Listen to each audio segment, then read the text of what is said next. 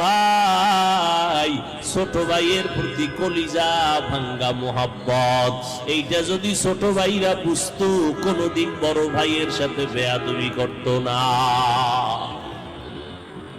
অনেক ফ্যামিলিতে বড় ভাই লেখাপড়া করতে পারে না, ছোট ভাইরা অনেক লেখাপড়ার সুযোগ পায়। কারণ দেখা যায় বাবা মা বুড়া হয়ে গেছে, এখন যদি বড় ভাই লেখাপড়া করে কামাই রুজি করার কেউ নাই।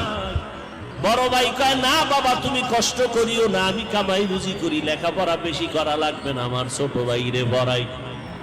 এইবার বড় ভাই কামাই কইরা বাবারেও খাওয়ায় মায়েরে খাওয়ায়, ছোট ভাইয়ের লেখাপড়ার খরচ দেয়। কিন্তু নিমুখারাম ছোট ভাই লেখাপড়া কইরা চাকরি নিয়া টাকা পয়সা নিয়ে কত ঈদের আনন্দে বাড়ি যায়, মার্কেট করে, বড় ভাইয়ের খোঁজ নেয় না।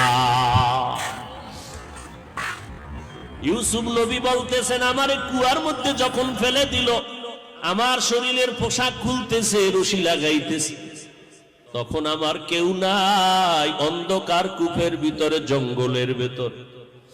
যেই কূপের পানি বড় নাপাক, সাপ বিচ্ছুর গর্ত। আমার ভাইয়ের আমার জামা কাপড় খুলিয়া এরপরে যখন রশিতে বেঁধে কূপের মধ্যে ফালায়, কি নিচে যাওয়ার পরে উপর দিয়ে রশিটা কেটে ফেলল। ওদিকে আমার আল্লাহ ডাক দিয়ে কয় জিবরাইল জলদি করে যাও, জান্নাতি পোশাক আমার ইউসুফের পরায় দাও, আর ওই কূপের নাপাক পানি যেন ইউসুফের গায়ে না লাগে, একটা জান্নাতি পাথর তার পায়ের নিচে ধরে দাও। ইউসুফ নবী বলে আমি নিচে গিয়ে একটা পাথরের উপরে দাঁড়াইলাম, জান্নাতি পোশাক গায়ে পরলাম। ওখান থেকে আমার ভাইরা চলে গেল, কিন্তু কেউ আমার খবর নেয় না। অন্ধকার কূপ, কিন্তু আল্লাহর কুদরত, আমি ইউসুফের আমার মাওলা এত সৌন্দর্য দান করছে।